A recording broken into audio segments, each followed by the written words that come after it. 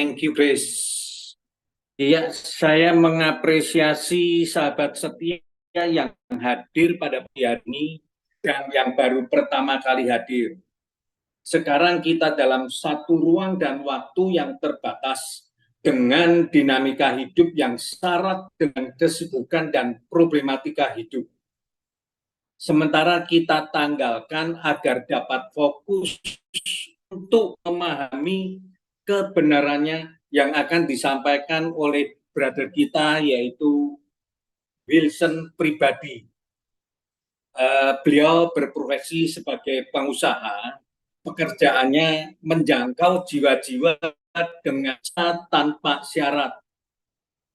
Tentunya beralamat di bumi. Tema hari ini benar-benar merdeka. The truth will set you free. Yuk teman-teman, silakan Bro Wilson. Shalom. Baik, terima kasih Pak Frans. Terima kasih. Shalom. Kita sebutkan Shalom. Kita punya slogan dulu ya. Jangan lupa ya. Mari kita sama-sama ucapkan Christ in you. In you. Yes. Hope of glory. Christ in you. The hope of glory. The hope of glory. Yes, Christ in you. Puji Tuhan. Puji Tuhan. Puji Tuhan. Baik, teman-teman, biarlah kita semangat pada pagi hari ini. Masuk bulan Agustus, seperti Pak Herianto yang selalu mengingatkan kita nih, waktu berjalan bulan ke bulan, sudah masuk ke bulan Agustus. Khususnya pada bulan ini, yang terbetik di dalam pikiran saya itu begitu di mana-mana ini berkumandang soal apa? Merdeka, merdeka, ya kan? Ini merupakan satu isu yang begitu sangat penting, diperingati dan diingatkan semua pihak. Dan memang itulah hal-hal yang sangat krusial sekali, menentukan sekali dalam kehidupan bermasyarakat, secara politis, secara sosial, intelektual, inilah terpengaruh semua dengan keberadaan kita yang ada di dalam situasi di mana kita memproklamasikan merdeka. Nah, namun pagi hari ini, teman-teman, Bapak Ibu sekalian yang dikasihi Tuhan, sejenak biarlah kita memakai waktu yang ada ini, renungkan apa yang Alkitab katakan sesungguhnya tentang merdeka itu. Maka itu tidak lain tema ini disebutkan benar-benar merdeka. Ini sungguh satu hal yang membuka semua dimensi pikiran hati kita semua yang ada di dalam Tuhan, yang sebagai umatnya, sebagai orang percaya, sungguh perlu kita ketahui apa sesungguhnya yang Tuhan telah lakukan, yang Tuhan telah berikan kepada hidup setiap orang yang percaya kepadanya. Izinkan saya dengan ini sharing dengan screen yang ada. Nah, tentunya bahan ini ada, sudah di dalam ini, nanti akan di-sharingkan. Coba kita renungkan dan kita khusus fokuskan kepada apa yang ada di dalam sharing ini, catatan-catatan nanti bisa menyusul dengan bahan-bahan yang ada. Ya, sekali lagi, benar-benar itu merdeka. Merdeka secara alkitabiah, merdeka tentang apa yang Kristus Tuhan Yesus sudah lakukan di tengah-tengah hidup umatnya, orang percaya itu. Di sini ada beberapa highlight yang perlu disampaikan. Continue in my word. Ini adalah my teaching. Ini Inggrisnya mengatakan itu, jadi ajarannya, yaitu firman-Nya, perkataannya Kristus. Nah, ini sungguh menjadi dasar dari seluruh kehidupan kita. Tidak lain dasarnya adalah dari firman itu. Tetapi di sini dikatakan continue. Continue it means tetap, seterusnya, dan selanjutnya. Nah, peganglah ini baik-baik, bukannya sesaat saja, bukannya satu aspek saja, tetapi menyeluruh, keseluruhan, dan seterusnya, dan senantiasa, dan selanjutnya. Inilah yang ditekankan di dalam apa yang firman Tuhan akan di-sharingkan. Truly, you are my disciple. Nah, dengan demikian, kalau kita betul-betul continue senantiasa ada di dalam firman Kristus, di sini disebutkan Tuhan Yesus mengatakan, itulah kita benar-benar menjadi muridnya. Bukankah inilah kehendaknya? Bukankah ini juga kemauan dan perlu kita memiliki satu dorongan yang kuat kemana arah kita di dalam iman kita dalam Tuhan itu? Ya tidak lain adalah kita menjadi muridnya, selanjutnya dan seterusnya sudah banyak di-sharingkan, kita bahkan diangkat menjadi anaknya, bahkan lebih lanjut lagi, kita pun sekarang sudah mempelainya di dalam kekudusannya, di dalam kekekalannya itu. Nah, dengan itulah ditekankan, maka itu barang siapa, who knows the truth, kalau barang siapa yang mengerti kebenaran ini, kebenaran tentang firman-Nya ini, tentang Yesus Kristus ini, the truth will set you free. Jadi kebenaran ini betul-betul akan memerdekakan, akan membebaskan kita dari segala apapun belenggu-belenggu yang ada. Mari kita mulai sharing dengan ini. Terbetik dari sharing ini tidak lain, yaitu yang terkenal, semua ucapan ini kita akan betik banyak sekali dari Yohanes 8. Yohanes 8 mengatakan, dan ini satu-satunya di dalam 4 Injil ini yang menekankan soal kemerdekaan itu. Maka katanya kepada orang Yahudi yang percaya kepadanya, bukan terbatas kepada orang Yahudi, karena kitalah orang-orang rohani Yahudi, karena banyak orang yang menyinggung, ya kalau Alkitab ini semuanya untuk orang Yahudi, memang tulisannya begitu. Tidaklah demikian, karena kita mesti harus membuka horizon kita seutuhnya, bahwa secara rohani ini semua aspek telah terjangkau dengan kita-kita ini, yang sesungguhnya adalah orang-orang rohani di dalam Kristus. Jikalau kamu tetap dalam firman-Ku, ini yang tadi sudah kita sharingkan, kamu benar-benar adalah murid-Ku. Camkan baik-baik teman-teman semuanya, tetap di dalam firman. That is so important, bahwa bagi kita ini renungkan dan mengerti dan memahami, bertumbuh, itu ujung-ujungnya adalah dasar dari segalanya yang Tuhan inginkan di tengah-tengah hidup kita ini, supaya kita betul-betul menjadi muridnya. Kamu akan mengetahui kebenaran. Kalau kita benar-benar dalam firman-Nya ini, nah kebenaran inilah yang membuka seluruh horizon pikiran kita ini, dan kebenaran itulah yang akhirnya akan apa? Memerdekakan kamu. Wow, puji Tuhan. Dulu saya digandrungin, sering sekali terikat dengan sesuatu, keharusan ini, keharusan itu, yang akhirnya membuat hidupnya ini kurang nyaman gitu ya. Nah, ini saya yakin banyak orang yang merasakan itu, tapi sesungguhnya apa yang dikatakan di sini, kalau kita mengetahui kebenaran, semuanya ini kita akan dimerdekakan. Yohanes 8 adalah satu pasal yang penting sekali, yang begitu banyak hal yang dikatakan itu. Kalau sekarang tadi dikatakan, keep in my word, in my teaching, itu beberapa poin lah dari Yohanes 8 ini yang coba kita sharingkan, coba kita sama-sama belajar untuk mengetahui apa yang dimaksudnya itu. Nah, melanjutkan dari tadi yang ayat yang disebutkan itu, di dalam ayat 34-36, Yesus berkata kepada mereka, aku berkata kepadamu, sesungguhnya setiap orang yang berbuat dosa adalah hamba dosa. Wow, ternyata kemerdekaan yang dimaksud, yang ditujukan itu yang paling utama, tidak lain disebutkan di sini menyinggung soal dosa. Karena setiap orang ini adalah jatuh dalam dosa, hambanya dosa itu. Dan hamba, di dalam Inggrisnya dikatakan slave, tidak tetap tinggal dalam rumah. Yang namanya slave inilah yang ujung-ujungnya adalah perbudakan yang dibeli, kemudian dilepaskan. Jadi ini semua hanya ikatan sementara aja. Tidak ada satu ketetapan. Itulah yang dimaksud.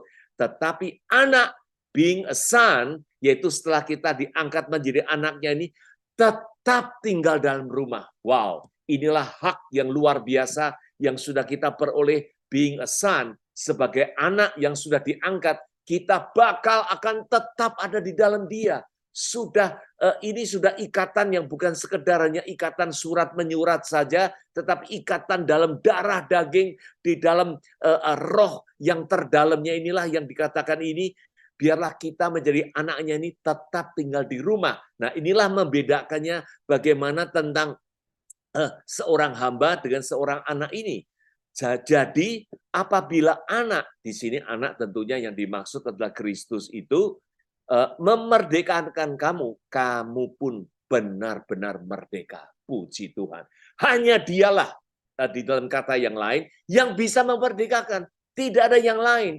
Karena yang berhak mengangkat anak itu hanya oleh kemurahan karunia dari Yesus Kristus Tuhan itu. Makanya di sini dikatakan, kalau anak Kristus itu memerdekakan kamu, kamu benar-benar memiliki status yang bebas, yang lepas, segala ikatan belenggu apapun, khususnya mengenai hal dosa itu yang sungguh kita perlu pikirkan.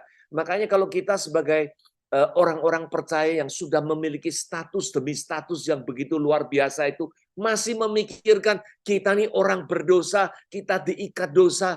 Nah, apa kata di dalam lain pihak ini, kita merasakan sebenarnya, sesungguhnya kita belum mengenal arti sesungguhnya apa yang Tuhan sudah lakukan, apa yang Tuhan sudah memerdekakan kita, yang tidak lain, yang paling utama adalah bebas dari dosa. Karena kita sendiri sudah terbelenggu, manusia tidak sempat dan tidak mungkin dan tidak bisa untuk melepaskan dari dosa itu sendiri. Hanya dialah. Nah, inilah makna yang terdalam dari apa yang dikatakan memerdekakannya itu. Nah, di dalam Paulus pun juga menekankan hal yang sama. Bahkan di dalam kemerdekaan ini mengandung arti yang begitu luar biasa. Roma 6 ayat 22 mengatakan gini, sekarang, yaitu artinya setelah kita ada dalam Kristus, pada saat itu yang sudah Kristus menggenapkan semuanya itu, yaitu sekarang ini, setelah kamu dimerdekakan dari dosa, sekali lagi, sejalan dengan apa yang firman Kristus tadi katakan, Paulus pun menekankan, kemerdekaan ini dari dosa, yang sudah kita lepaskan dari dosa itu, setelah kamu menjadi hamba Allah, kamu beroleh buah. Wow, ternyata kemerdekaan yang kita terima ini bukan sekedar hanya kemerdekaan begitu terlepaskan dari dosa, tetapi beroleh buah. Beroleh buah yang membawa kamu apa? Kepada pengudusan. Jadi inilah satu paket, satu hal yang perlu kita renungkan dengan baik-baik. Kemerdekaan terlepas dari dosa, kita dibawa untuk memperoleh buah apa? Pengkudusan itu. Karena pengkudusan inilah yang mampu untuk kita bersama dengan Tuhan. Yang mampu untuk kita sama-sama dengan Dia. Yang mampu untuk kita memperoleh kekekalan di dalam Tuhan itu. Maka itu tidak heran. Dan jangan sekali-kali berpikir kekudusan itu adalah apa yang harus kita perbuat. Apa yang harus kita bisa lakukan untuk meraih itu. Tidak demikian. Di sini dikatakan kita beroleh buah. That is attached. Ini adalah satu hal yang melekat sewaktu kita kemerdekaan karunia ini kita peroleh, melekat dengan inilah kita memperoleh buah yang membawa kita kepada kekudusan. Nah, apa arti selanjutnya dari itu? Wow, lebih lanjut lagi, sebagai kesudahannya ialah hidup yang kekal. Jangan pikir teman-teman Bapak Ibu sekalian bahwa itu hanya sekedar dipandang orang dengan baik, kita ini saleh, kita ini berbuat baik, kudus, terlihat apa yang di luarnya, bukan itu yang sesungguhnya. Tetapi kekudusan yang kita peroleh sebagai buah yang dianugerahkan itu, sesungguhnya kesudahannya, yaitu at the end, pada akhirnya tertuju kepada mana? Kita memperoleh hidup yang kekal itu. Bukankah ini tujuan yang paling utama? Yang kita meraih, yang sudah kita peroleh, yang sudah kita terima dari Dia. Camkan baik-baik, karena ini semua adalah hal-hal yang attach, sejalan, yang benar-benar terkandung di dalam semua arti yang Tuhan paparkan di sini. Roma 8 ini pun juga satu ayat yang semuanya kita sudah tahu, bahwa dengan demikian ini, sekarang setelah kita ada dalam Kristus ini, tidak ada penghukuman lagi bagi mereka. Yaitu apa? Yang ada di dalam Yesus Kristus. Roh inilah yang memberi hidup, telah memerdekakan kamu dalam Kristus dari hukum dosa dan hukum maut. Puji Tuhan. Bapak, Ibu, teman-teman semuanya. Dari every angle. Dari apa yang Kristus katakan, diterjemahkan, diperkuat lagi dengan apa yang Rasul Paulus katakan, semuanya tertuju bahwa di dalam Kristus itu, oleh roh inilah yang kita memperoleh hidup yang dimerdekakan. Oleh karena dengan roh ini sudah tanpa batas, dengan roh inilah yang sudah membawakan kita ke dalam kekekalan, tidak lagi terikat atau terkungkung dalam dimensi waktu atau keberadaan fisik, tidak lagi. Begitu indah, dahsyatnya, luar biasanya di dalam Kristus terkandung segala makna yang begitu berarti bagi kita semuanya. Dan di sini jelas sekali di dalam Kristus kita dimerdekakan dari hukum dosa dan hukum maut. Puji Tuhan, that is part of the Jesus punya teaching, supaya kita camkan, supaya kita mengambilnya dengan baik-baik, supaya kita renungkan dengan baik-baik. Inilah dasar pemikiran yang sudah kita peroleh dari Tuhan Yesus Kristus itu. Nah, apa sih sesungguhnya soal dosa yang disinggung itu? Dari perjanjian lama karena pelanggaran, karena peraturan dan sebagainya.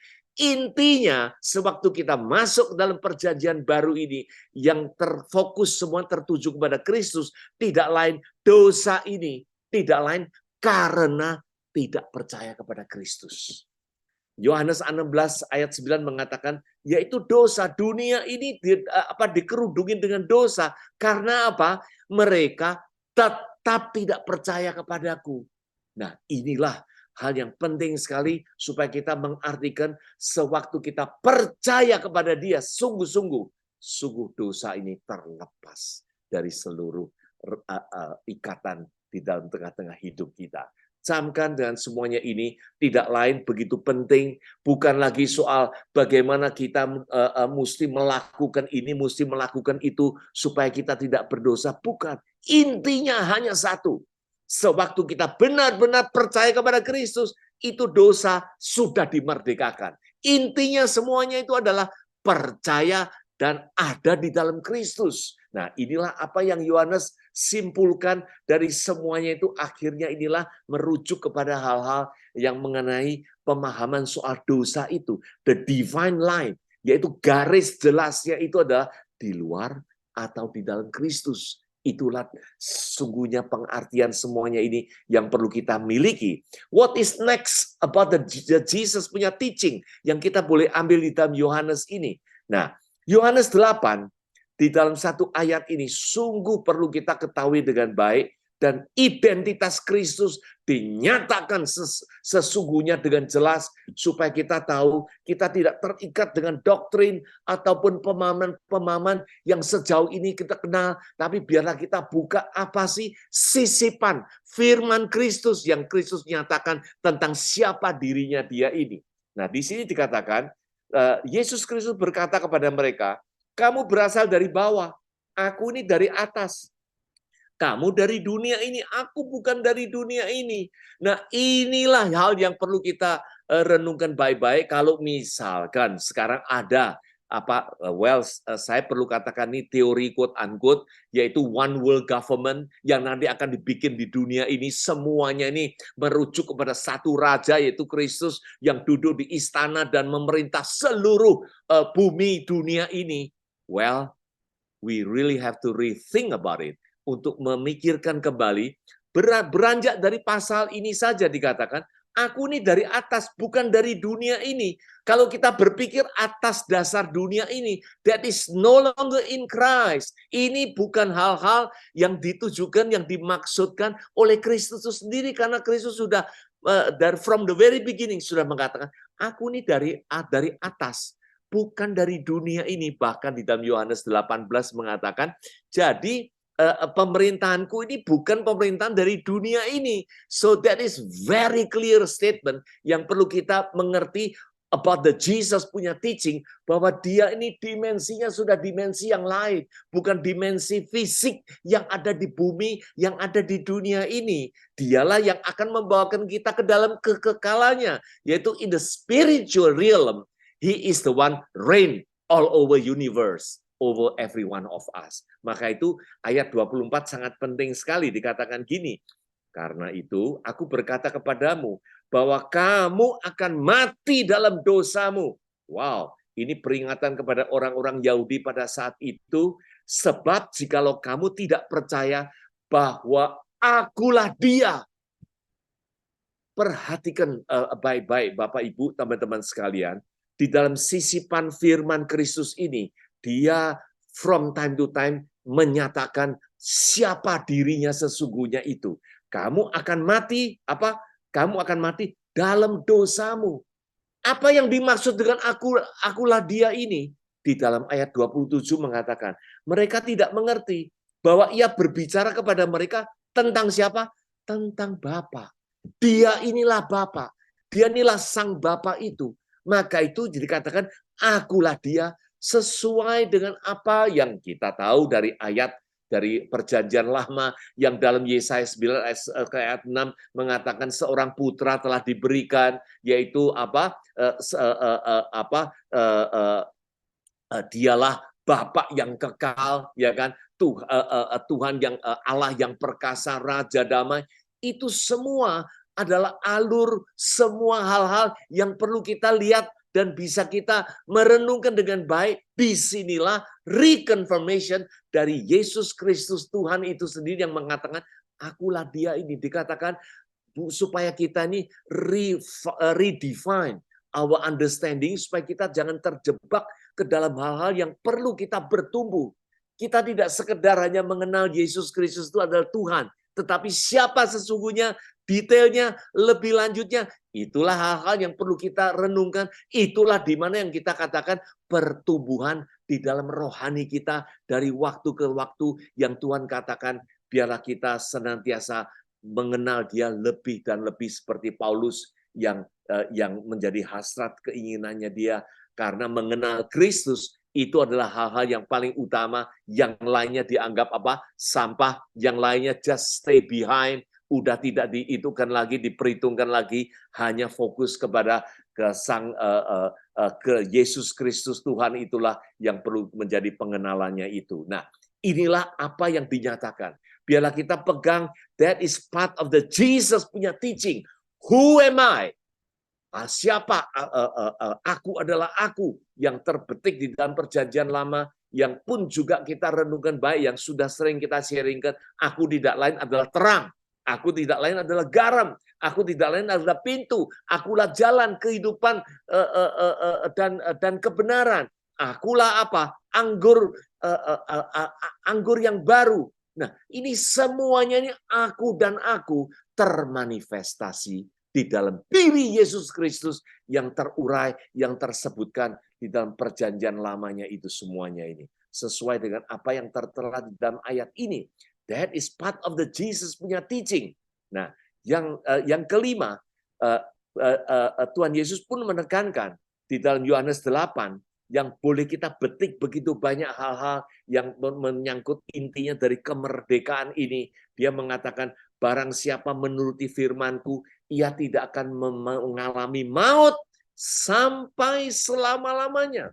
It is not a particular time only, atau nanti in the incoming time baru hal ini terjadi. Bukan demikian. Sewaktu kita menuruti firman-Nya, percaya kepada Dia, kita tidak akan mengalami maut sampai selama-lamanya. Juga terkonfirmation di dalam Yohanes 11 yang Tuhan Yesus katakan sendiri juga, akulah kebangkitan dan hidup. Percaya kepadaku, walaupun kita ini, ia ini adalah orang-orang yang hidup, walaupun dia sudah mati. Kita dulunya adalah orang-orang yang mati, sekarang memperoleh hidup itu karena Dia itulah sang kebangkitannya itu. Nah, ayat selanjutnya seperti apa yang sudah kita tahu, setiap orang yang hidup, yang sudah percaya ini, tidak akan mati selama-lamanya. Reconfirmation again, bahwa kita bersyukur, berterima kasih. Di dalam Tuhan Yesus Kristus, kita ini sudah memiliki hidup yang kekal, yang tadi dikatakan, berbuah yang membawakan pengudusan, dan akhirnya kesudahannya itu untuk kita memperoleh hidup yang kekal itu. Nah, tidak akan mati selamanya. Terakhir dengan ayat ini dikatakan, percayakah engkau akan hal itu? Ini menandakan bahwa ini menjadi satu penekanan penting sekali dalam perkataan Tuhan Yesus itu. Kita sungguh perlu merenungkan ini untuk betul-betul percaya. Tidak boleh lagi tidak.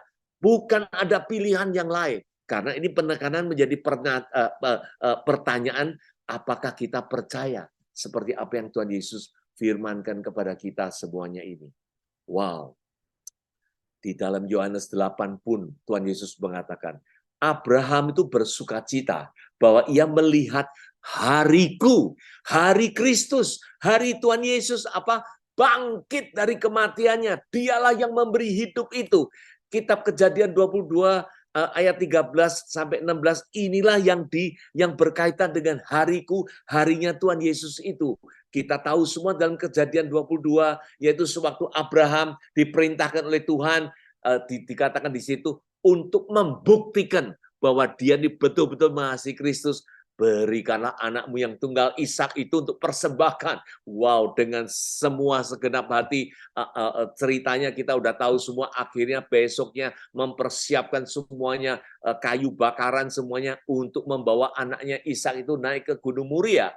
Tahukah di dalam itu ada dua hal yang penting sekali. Dia waktu itu sudah pesan kepada pembantunya itu, dua orang itu mengatakan, kita ini akan naik ke atas. Dikatakan di situ akan sembahyang, tetapi kita akan kembali lagi. Dengan kata-kata kami, kita ini menandakan bahwa keyakinannya Abraham, waktu dia mempersembahkan anaknya ini, anaknya tidak akan hilang, karena akan kembali bersama-sama. Nah, inilah tercermin di dalam kata-kata, kami akan datang kembali. Nah, anaknya pun menyatakan, Bapak, kalau sudah menyiapkan dengan kayu bakaran apa segala macam, lalu mana kurbannya? Jawaban Abraham sangat-sangat bijak sekali yang mengatakan, Tuhanlah yang akan menyediakan. Wow, ini semua tertera di dalam kitab Kejadian 22. Nah, kita tahu semua sewaktu benar-benar anaknya mau dihunus dengan pedang itu, dengan pisau itu untuk dipersembahkan, suara dari langit malaikat berbunyi, jangan lakukan itu. Kami sudah tahu engkau sungguh-sungguh mengasihiku. Nah, dari situlah waktu Abraham menoleh, ternyata satu domba ini terjerat di dalam satu duri situ, dan akhirnya Abrahamlah mengambil itu untuk menggantikan anaknya, memberikan persembahan. Semua kejadian inilah membuat Abraham itu sudah melihat ke depan. Dia sudah melihat kebangkitan hidup di dalam Kristus itu yang bakal terjadi. Tidak ragu-ragu dia udah melakukan itu. Nah, itulah yang Tuhan katakan, hariku ini Abraham sudah melihat. Dengan apa? Bersukacita. Dengan segala tanpa segala beban, memang karena Kristus itulah sang kehidupan yang telah memberikan hidup untuk kita selama-lamanya. Makanya Tuhan Yesus mengatakan, aku berkata kepadamu sebelum Abraham jadi, aku telah ada. Bukankah ini semua memang rancangan Tuhan? Kristus Yesus yang sudah ada sebelum segala dunia ini dijadikannya, termasuk sebelum Abraham ada itu. Nah, dari beranjak dari Yohanes 8 ini, kemerdekaan yang keterkaitan dengan penekanan perkataan pengajaran Yesus Kristus itu, terbetiklah lebih lanjut di dalam apa yang Paulus katakan semuanya ini dalam 1 Korintus 12 ayat 13. Jadi semuanya ini ada di dalam satu roh. Semuanya bersumber dari roh. Roh inilah yang dimensi yang sungguh tak terbatas ini, yang memberikan kita semua di dalam kekekalan dan memerdekakan kita ini. Makanya dikatakan, sebab dalam satu roh, kita semuanya ini, baik orang Yahudi, orang Yunani, budak maupun orang yang merdeka, menjadi satu tubuh. Dan kita semua ini meminum dari satu roh, yaitu roh Kristus itu sendiri yang kita sudah terikat di dalam satu kesatuan, satu roh ini. Sudah tidak membedakan lagi orang Yahudi, Yunani, orang merdeka, orang budak, maupun semuanya ini. Sudah tidak lagi untuk kita memisah-misahkan semuanya ini, karena semuanya ini sudah ada dalam satu roh yang telah memerdekakan itu. 2 Korintus pun mengatakan, Tuhan kalau itu roh, di mana ada roh Allah, disitulah ada kemerdekaan. Kita bersyukur, terima kasih kepada Tuhan. Makanya waktu kita kemana ketemu dengan orang yang seiman itu, sudah tidak ada lagi batas-batas, sudah tidak ada lagi golongan-golongan apapun juga, karena semuanya bersumber dari satu, yaitu roh Allah itu sendiri yang memberikan minum, yang memberikan kemerdekaan bagi kita semua. Galatia 3 ayat 28 lebih telak mengatakan, tidak ada orang Yahudi, tidak ada orang Yunani, tidak ada orang yang hamba atau orang merdeka, tidak ada laki-laki atau perempuan bahkan. Pernahkah kita merenungkan semuanya ini? Bapak, Ibu, teman-teman semuanya. Kita ini di hadapan Tuhan sudah tidak dibedakan perempuan laki lagi. Haknya sama, semuanya sama, cinta kasihnya sama, kita semuanya adalah anggota-anggotanya, dialah kepalanya, kita ini adalah mempelai wanitanya ini semua. Nah, inilah dikatakan makanya tidak ada laki-laki atau perempuan, karena kamu semuanya adalah satu di dalam Kristus Yesus. Wow, puji Tuhan.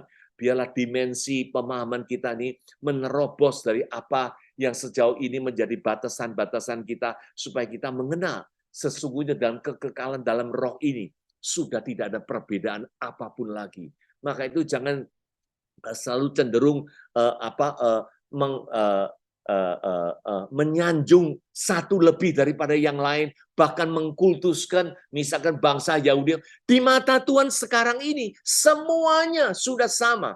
Dimensi yang sungguh tak terbatas ini setelah dinyatakan dan menerobos seluruh aspek hidup manusia yang sekarang ini, yang sudah kita alamin ini semuanya. Maka inilah yang sesungguhnya sungguh luar biasa arti kemerdekaan yang Tuhan sudah nyatakan, yang Tuhan sudah berikan itu. Kolose 3 bahkan mengatakan, tidak ada lagi orang Yunani, sekali lagi ditekankan. Orang Yahudi, orang yang bersunat, tidak bersunat. Orang barbar itu barbarik. Orang-orang yang kejam, orang-orang yang uncivilized. Orang-orang yang tidak punya norma-norma. Orang yang skit ini pun juga orang-orang yang sungguh uncivilized, punya people, tidak ada dalam social norm yang baik, budak maupun orang merdeka. Tetapi Kristus adalah semua dan di dalam segala sesuatu. Wow, inilah Inggris yang terkenal dikatakan Christ is all in all. Jadi semuanya dalam Kristus inilah sudah diwadahi, sudah menjadi satu. Bahkan kita tahu tidak tercatat di dalam hal ini, seperti Markus 7 yang mengatakan, bukan kita soal makan apa yang kita batasi atau diregulate atau diberikan peraturan, tetapi apa yang keluar dari dalam ini. Karena keluar dari dalam ini mencerminkan apa yang keluar dari isi hati kita, hati nurani yang terdalam ini. Nah, inilah di dalam Markus 7 ayat 20 sampai 23 yang mengatakan itu, yang keluar dari hati inilah yang menajiskan. Nah, inilah yang penting supaya kita renungkan, bukan soal makanan apa ini itu, semuanya terbebaskan semua dari apa yang sesungguhnya menjadi peraturan-peraturan yang lain. Galatia 4 bahkan ayat 10 dan 11 mengatakan kita seringkali orang-orang di tengah memelihara hari-hari, bulan-bulan untuk supaya ini menjadi satu hal yang khusus, menjadi ini yang lebih kusuk gitu untuk kita rayakan. Bahkan boleh saja itu hal yang baik, tetapi bukan hal itu yang menjadi ukurannya. Sesungguhnya tujuan kita tidak lain apa? Kebersamaan supaya kita terbina dengan baik, interaksi antara jemaat, antara satu yang lainnya terbina dengan baik. Tujuannya bukan gitu. Tujuannya hanya itu. Bukan hari itu memiliki hari yang khusus, hari yang ini tidak. Karena dikatakan di dalam Galatia 4 itu, dikatakan semuanya ini akan sia-sia. Bahkan lebih lanjut, Kolose 2 ayat 23 pun mengatakan gini, peraturan-peraturan ini dibentuk, diadakan ini supaya kelihatannya hikmat, supaya kelihatannya baik, tetapi semuanya ini sesungguhnya tidak ada gunanya. Yang terpenting adalah di dalam roh, hati pikiran kita sendiri ini yang terikat, yang sudah melekat dengan Kristus. Inilah yang mencerminkan apa yang kita ekspresikan. Di dalam kita punya pertumbuhan iman, bersama ini men-sharingkan hal-hal yang tentang dia, tidak ada yang lain. Nah, inilah yang menjadi ukuran yang sesungguhnya semuanya ini, oleh karena dikatakan seperti di sini, di dalam segala sesuatu itu ada di dalam Kristus. Nah, maknailah, ambillah, petiklah semua pengertian-pengertian pemahaman ini dengan baik, tidak lain untuk mengadakan semuanya ini supaya kita tahu. Lebih lanjut, ini hari saya ingin menarik satu pemahaman yang supaya kita lebih menjangkau, lebih menerobos ke hal-hal yang sungguh luar biasa yang Tuhan sudah canangkan kepada kita. Alamilah, hidupilah kabar baik itu. Apa? Yaitu memperoleh kemerdekaan ini, pembebasan ini, yang ternyata terkait dengan apa yang asal-usul dari kata-kata merdeka ini yang tercermin di dalam Perjanjian Lama. Yaitu tidak lain di situ dalam hukum Taurat itu ada mengatakan kita ini boleh membeli budak membayar dengan harga tertentu selama 6 tahun. Nah, apabila engkau membeli seorang budak Ibrani, maka haruslah bekerja padamu 6 tahun lamanya. Pada tahun yang ke-7, ia diizinkan keluar sebagai orang merdeka. Puji Tuhan. Angka 7 ini memiliki makna rohani yang sungguh luar biasa. Makanya di sini kita katakan merdeka itu adalah tahun ke-7 setelah semuanya apa? Setelah semua diciptakan oleh Tuhan, masuklah ke tahun 7 hari ataupun juga saat peristirahatan yang Tuhan sudah lakukan semuanya. Apa sih arti makna dari semuanya ini? Nah, biarlah kita sama-sama coba renungkan dengan baik-baik. Beranjak dari apa yang merdeka soal perbudakan dari Perjanjian Lama itu, Lukas 4 ini menjadi satu proklamasi perkataan Tuhan Yesus sendiri. Roh Tuhan itu ada padaku. Ia telah mengurapi aku. Nah, ini roh Tuhan di dalam dimensi roh yang Tuhan, dan bahkan ini terkutip dari Yesaya 61 ayat 1, roh Allah Tuhan ada padaku. Nah, lengkaplah sudah semua ada di atas dirinya siapa? Yang diurapin ini tidak lain adalah Kristus. Untuk apa? Menyampaikan kabar baik kepada orang-orang miskin. Banyak orang mengatakan orang-orang miskin inilah yang perlu kita tolong, berikan persembahan. Itu baik saja, tidak menjadi masalah. Sesungguhnya orang miskin yang diartikan di sini adalah orang yang miskin apa? Buta rohani, yang tidak mengenal sesungguhnya arti rohaninya itu sendiri. Seperti apa? Wahyu 3 ayat berapa? Kalau nggak salah ayat 10 mengenai Laodikia. Laodikia menganggap mereka ini semua adalah orang yang makmur, orang yang kaya, tetapi sesungguhnya tertulis dalam ayatnya itu apa? Mereka ini apa? Telanjang. Mereka ini apa? Yang tidak mengenal semuanya. Mereka ini adalah miskin. Mereka ini apa? Berbagai sebutan itu semua melekat kepada orang yang menganggap dirinya nih kaya, sudah tidak memerlukan segala halnya. Nah, inilah yang dimaksud orang-orang miskin ini. Nah, inilah menjadi utusan misi dari Tuhan Yesus Kristus, memberitakan apa? Pembebasan kepada orang-orang tawanan. Orang-orang tawanan ya terlepas dari sebagian orang yang dipenjara ini, tetapi arti lebih luasnya adalah semua orang yang terbelenggu dengan dosa. Itulah orang-orang tawanan yang disebutkan di sini, yang apa? Orang-orang buta yang tidak bisa melihat dengan dimensi rohani, untuk apa? Membebaskan orang-orang yang tertindas, untuk memberitakan apa? Tahun rahmat Tuhan telah datang. Itulah proklamasi Tuhan Yesus yang sangat kita renungkan dan sering terdengarkan ini. Dialah datang untuk membebaskan semuanya, yang tawanan ini, yang buta, yang tertindas. Nah, inilah semua sejalan dengan apa? Maksud tujuan supaya Kristus inilah sang pembawa apa? Kemerdekaan sesungguhnya di tengah-tengah umat manusia itu. Bukan aja situ. Matius 11 ayat 28 pun juga terkenal mengatakan, marilah kepadaku semua yang letih, lesu, dan berbeban berat. Ini tidak lain tertujukan kepada apa? Orang-orang yang ada di dalam hukum Taurat.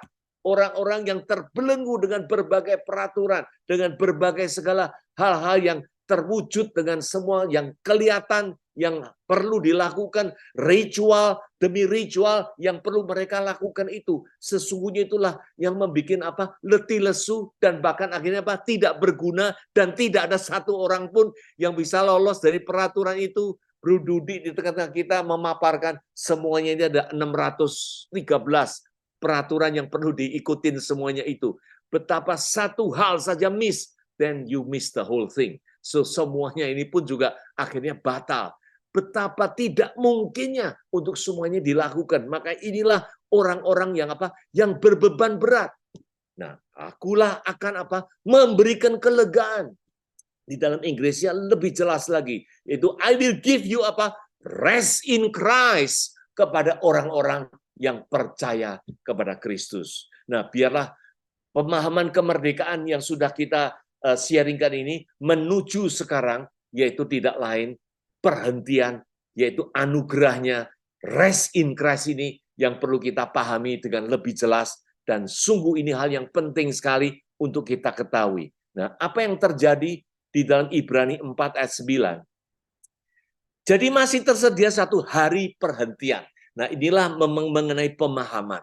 Pemahaman yang sudah Allah katakan waktu itu, sewaktu kaum Yahudi itu dikeluarkan dari perbudakan Mesir itu, terakhir akan dibawakan ke dalam tanah perjanjian, tanah perhentian, tanah yang kudus yang sudah Tuhan sediakan. Oleh gara-gara ketidaktaatan, ketidakpahaman mengenai hari itu, akhirnya lah mereka di dalam padang gurun, first generation semuanya perish, semuanya binasa oleh karena ketidaktaatan mereka. Hanya generasi yang lebih lanjutnya, yang kedua inilah yang akhirnya diizinkan masuk ke dalam tanah perhentian. Nah, inilah yang sebutan dari dulu sudah diberitakan itu, tetapi Ibrani 4 mengatakan hari ini, hari itu masih tersedia. Apa itu? Hari perhentian, hari yang ketujuh itu yang dimaksud olehnya ini bagi umat Allah itu masih tersedia. Dikatakan ayat 10 ini penting sekali. Barang siapa telah masuk ke tempat perhentiannya itu, ia telah berhenti dari segala pekerjaannya.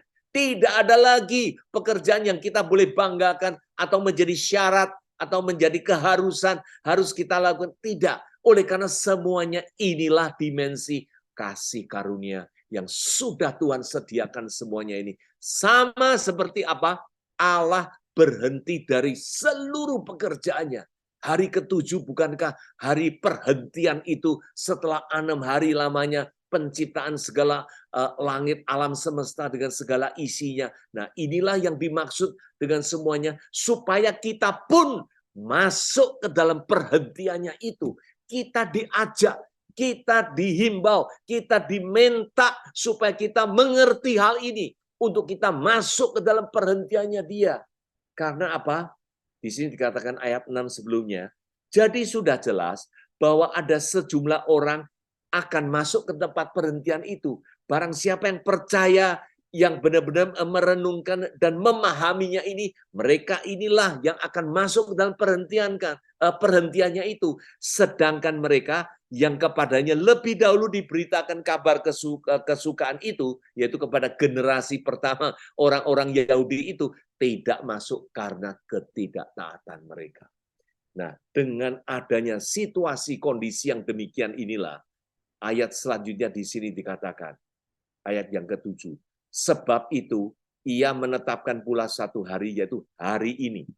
Hari yang tidak bisa ditunda-tunda, hari yang jangan lagi untuk meragukan, hari yang akan digeser untuk menantikan, untuk nanti dan sebagainya. Tetapi disebut yaitu hari ini, ketika ia setelah sekian lama berfirman dari perjanjian lama itu untuk membawa umat Israel keluar dari Israel, dari perbudakan Mesir itu dengan perantaraan Daud seperti dikatakan di atas. Pada hari ini, jika kamu mendengar suaranya, suara yang sudah tertera dalam Ibrani 4 ini, suara yang sudah kita sharingkan bersama ini, janganlah keraskan hatimu. Janganlah kita memiliki pemahaman yang lain. Janganlah kita mencoba untuk membawa kita ke dalam hal-hal yang belum ada di dalam perhentian itu. Ternyata inilah kehendak Tuhan yang sangat-sangat, kalau boleh dikatakan Inggrisnya, to urge everyone, untuk mendesak setiap orang ini. Jangan apa? Jangan keraskan hatimu itu. Ini sudah dari dahulu, tetapi sudah ditetapkan hari ini. Dan masih ada, masih berlaku, dan masih terbuka bagi setiap kita ini untuk masuk ke dalam perhentian, untuk masuk ke dalam kemerdekaan yang Tuhan sudah canangkan, yang Tuhan sudah sediakan bagi kita semua. Nah, ini semua kita terulang dengan kitab Kejadian. Kalau kita bicara hari ke-7, tidak lain yaitu terkait dengan apa? Penciptaan Tuhan alam semesta itu. Nah, masuk ke dalam hari ketujuh ini sangat khusus sekali. Biarlah kita renungkan dengan baik. Kitab Kejadian 2 ayat 2-3 mengatakan ketika Allah pada hari ketujuh ini menyelesaikan pekerjaan yang dibuatnya itu, berhentilah Allah pada hari yang ketujuh itu dari segala pekerjaan yang telah dibuatnya. Nah, ini semua kita udah kenal, ini semua kita udah tahu. Tapi coba renungkan, tekankan yang lebih baik lagi, yaitu ayat selanjutnya ini. Lalu Allah memberkati hari yang ketujuh. Coba kita merenungkan hari pertama sampai hari ke-6. Dilihatnya baik, sangat baik apa? Ya, kadang-kadang ada kata-kata memberkatinya. Tetapi lebih lengkap lagi, sewaktu masuk ke hari ketujuh itu dikatakan memberkati hari ketujuh itu dan mengkuduskannya. Wow, puji Tuhan. Inilah yang tadi dimaksud di dalam Yohanes 8 juga membawakan buah pengkudusan itu untuk apa? Hidup yang kekal itu. Semuanya itu terlengkapkan di mana? Hanya di dalam hari yang ketujuh ini. Hanya di dalam hari yang kita memahami, yang menerima bahwa kita bersama Dia sudah masuk di dalam perhentiannya itu. Yang dikumandangkan, yang diajak menjadi satu seruan bersama supaya hari ini kita sungguh mengerti, memahami untuk masuk ke dalam perhentiannya itu. Karena itulah hari ketujuh itu yang diberkati dan dikuduskannya. Bukan kekudusan kita, tetapi dikuduskannya, mengkuduskannya. Karena pada hari itulah ia berhenti dari segala pekerjaan penciptaan yang telah dibuatnya itu. Wow, puji Tuhan. Baik, teman-teman, terakhir, dari semua kesimpulan ini, ajakan ini, pemahaman ini yang penting di dalam hari perhentian yang tidak lain adalah rest in Christ. Semuanya ini tertuju hanya kepada Kristus. Kita berhenti, kita bersatu, kita manunggal bersama Kristus, ada di dalam kenikmatan apa yang Kristus sudah lakukan, kemerdekaan itu, memberkati, mengkuduskan semuanya itu. Nah, apa yang terjadi? Ibrani selanjutnya dari ayat 14 mengatakan, karena kita sekarang mempunyai imam besar agung, yaitu terwujud di dalam Yesus Kristus, dari cerita perjanjian lama, terwujudlah di dalam imam besar agung ini, yaitu Tuhan Yesus Kristus, yang telah melintasi semua langit, yaitu Yesus anak Allah ini, baik kita teguh berpegang pada pengakuan iman kita ini. Wow, Bapak Ibu sekalian, biarlah seruan pada pagi hari ini berpegang teguh kepada pengakuan iman kita, kepada Yesus Kristus itu Tuhan, dan yang sudah membawa kita ke dalam perhentiannya. Inilah yang dimaksud berpegang teguh dengan pengakuan iman kita ini. What happened then? Kalau andai kata kita mengatakan, saya kenal, saya percaya kepada Tuhan Yesus, namun bicara soal perhentian, well, wait a second. Aku coba melihat dulu bagaimana, wong saya masih gini, saya masih gitu. Janganlah berpikir demikian, Bapak Ibu, teman-teman semuanya. Terkandung di dalam firman yang dengan tegas berulang kali dari seluruh dimensi yang sudah kita lihat itu, terkesimpulan di dalam ayat selanjutnya, yaitu ayat 16 di dalam Ibrani 4 yang terakhirnya itu. Sebab itu marilah kita penuh keberanian menghampiri tahta kasih karunia. Inilah terwujud di dalam kasih karunia yang Tuhan sudah sediakan dalam perhentiannya, di dalam bentuk tahta yang sungguh luas dimensinya, sebutannya bukan hanya sekedar hanya tempat untuk berasal usul dari kasih, tetapi berupa tahta yang sungguh luas dan sungguh berkuasa dan luar biasa ini, supaya apa? Kita menerima rahmat dan menemukan kasih karunia untuk mendapatkan pertolongan kita pada waktunya. Puji Tuhan. Luar biasa Bapak Ibu sekalian. Biarlah kita dengan pemahaman ini, memegang teguh dengan iman pengakuan kita, yang dibawa oleh Tuhan Yesus Kristus sendiri di dalam perhentiannya Dia inilah, kita akan apa? Kita menerima rahmat. Kita akan apa? Menemukan kasih karunia. Artinya, kalau kita tidak dengan seutuhnya mengakui, pegang dengan pengakuan iman kita dengan baik, jangan-jangan apa yang dikatakan di sini untuk menerima rahmat, untuk menemukan kasih karunia masih di dalam pertanyaan, still in question, still not in a full context, di dalam sepenuhnya yang Tuhan sudah sediakan itu. Karena apa? Semuanya ujung-ujungnya di sini dikatakan untuk mendapatkan pertolongan pada waktunya.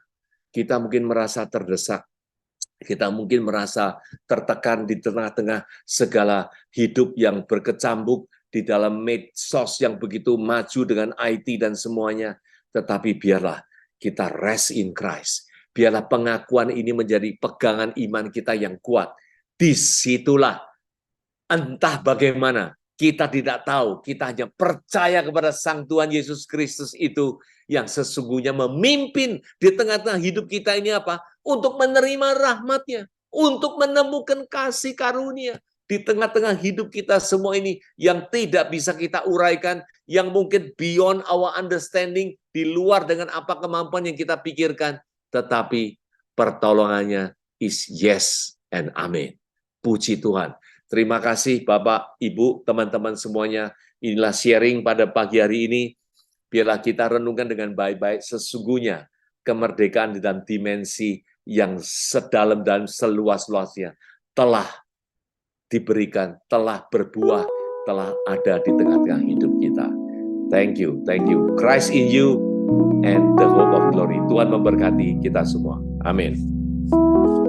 Iya, amin, amin, amin.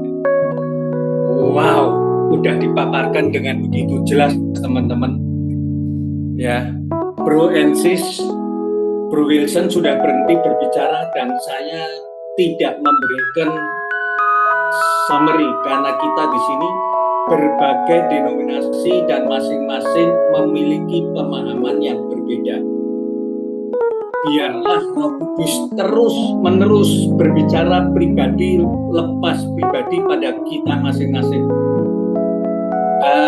Terima kasih Bro Wilson atas sharing firman-Nya.